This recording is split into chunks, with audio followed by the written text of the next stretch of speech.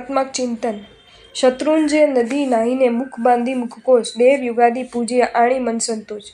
શત્રુંજય નદીએ નાહીને. સાચી શત્રુંજય નદી કઈ છે? જો કોઈ પણ માણસ આપણો વિરોધી હોય અને તેને વશ કરવો હોય તો તેને લાગણી બતાવીએ, તેના ગુણો ગાઈએ, તેના માટે સારું બોલીએ તો ગમે તેવી વિરોધી માણસ પણ આપણને વશ થઈ જાય છે. એટલે શત્રુને જીતવા માટેની નદી એ સ્નેહની નદી છે. સ્નેહને હકીકતમાં પાણીની ઉપમા આપી છે. ઘણા કહે છે ને કે તેને મને એટલો બધો સ્નેહ આપ્યો કે સ્નેહથી ભીંજવી દીધો. એટલે સ્નેહને પાણીની ઉપમા આપી છે. જેવી રીતે ઘી અને લોટ હોય તો લાડવો બંધાય નહીં, એમ પાણીનો ભાગ હોવો જોઈએ. એમ પાણીમાં સાચો સ્નેહ છે. પાણીથી માણસને ઠંડક મળે છે, ટાઢક મળે છે. તેવી રીતે આપણે જેટલા સ્નેહાળ બનીશું, જેટલા જગતના જીવ પ્રત્યે લાગણીશીલ બનીશું, કોઈ પણ જીવ આપણા માટે પરાયો નથી તેવો ભાવ ભાવીશું અને સ્નેહની નદીમાં નાહીશું તો આપણને અહીંયા બેઠા પણ શત્રુંજય નદીએ નાહવા જેટલું જ પુણ્ય મળશે. મુખ બાંધી મુખકોશ. મુખકોશ બાંધીને જ ભગવાનની પૂજા થાય છે. તો ભાવ મુખકોશ કયો છે? આ મોઢા દ્વારા અસત્ય ભાષણ, અસભ્ય ભાષણ અને અભક્ષ્ય ભાષણ બંધ કરી અને પછી જો ભગવાનની પૂજા કરીએ તો જ એ પૂજાનો લાભ થાય છે. આ જીભ ખોટું બોલવા માટે નથી, સાચું બોલવા માટે જ છે. શાસ્ત્ર પણ કહ્યું છે કે જે માણસ 12 વર્ષ સુધી સત્ય બોલે, એટલે કે 12 વર્ષ સુધી ખોટું ન જ બોલે તો એ જ બોલે તે થાય જ, એટલે કે વચન સિદ્ધ થઈ જાય.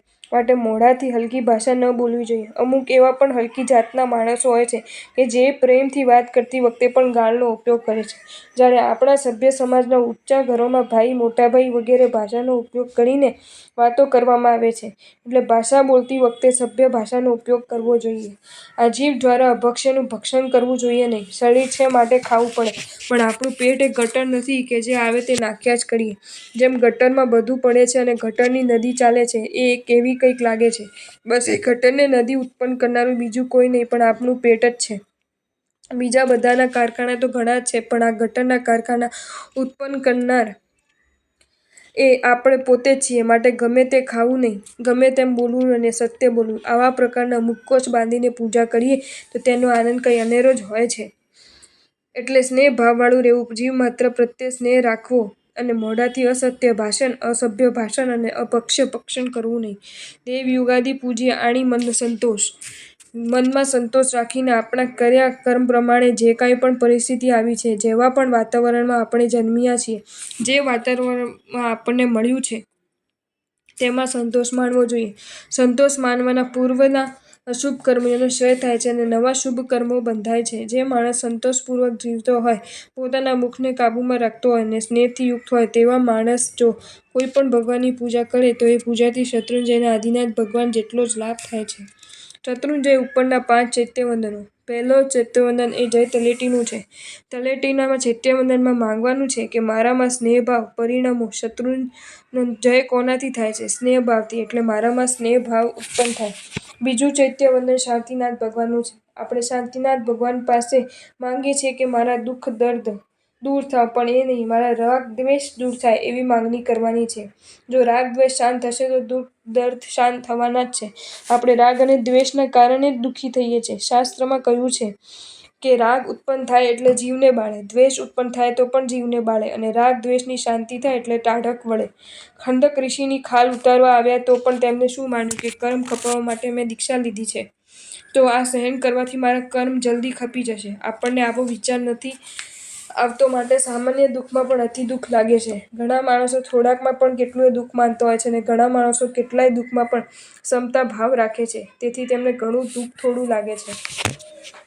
વચમાં એક લેખ વાંચેલ કે પેલા વણઝારા જે ગામે ગામ ચાલતા હોય તેમના પોતાના ઘર નથી હોતું, પોતાનું ગામ નથી હોતું. તેઓ ગામે ગામ ફરતા હોય, ગાડાની ઓથમાં રસોઈ કરે, ગાડાની ઓથમાં જ સૂઈ જાય અને મસ્તીથી રહેતા હોય. ત્યાં 2 શહેરી માણસો નીકળ્યા. ત્યારે એક ડોશીમા કહે છે કે તમારા ભાઈ તો બહાર ગયા છે પણ હું હમણાં જ રોટલો ટીપી દઉં છું, તમે જમીને જાઓ. રોટલાને શાક કરતાં કેટલી વાર લાગે? ખુલ્લા આકાશ નીચે ખાટલો ઢાળીને પૂર્ણ પ્રસન્નતાથી આવકાર આપ્યો. જ્યારે આપણે પાસે કેટલીય વસ્તુ હોય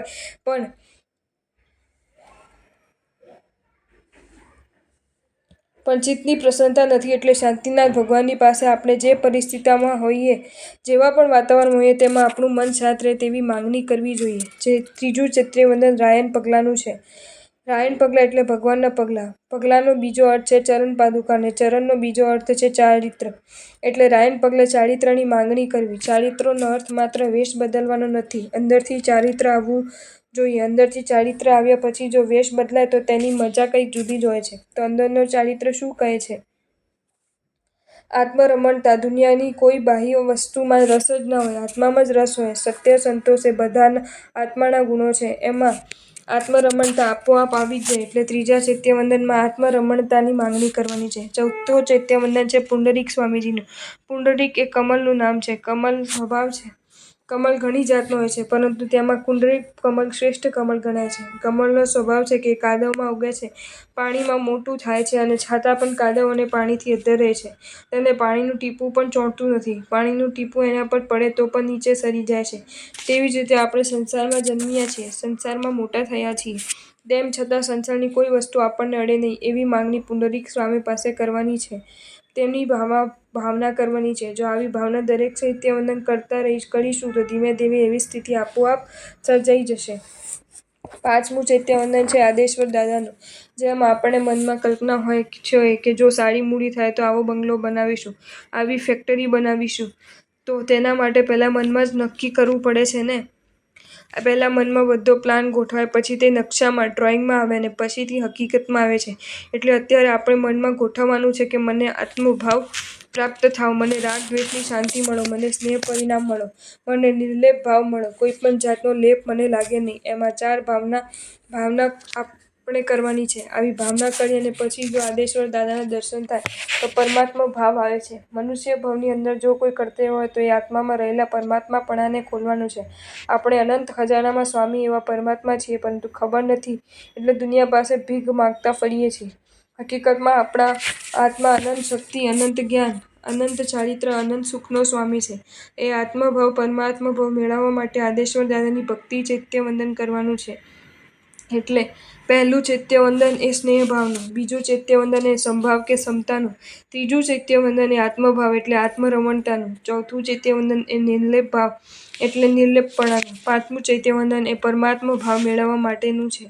પહેલાં ફક્ત વિચાર જ કરવાનો છે. કદાચ અત્યારે આપણે તેવી લાગણી, ફિલિંગ થવાની નથી. જેવી રીતે બંગલાનો વિચાર કરતાં ખૂટતા પુરુષાર્થ જાગે છે, મૂડી ભેગી કરીએ છીએ અને બંગલો બને છે.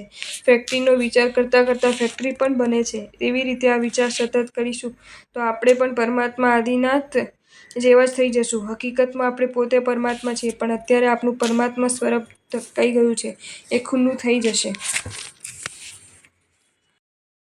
જો તમને આ વિડીયો ગમ્યો હોય તો આ વિડીયોને લાઇક કરો અને શેર કરો, અને આવા જ નવા વિડીયો જોવા માટે જૈન ફેક્ટ્સ એન્ડ સ્ટોરીઝની ચેનલને સબસ્ક્રાઈબ કરો. ધન્યવાદ.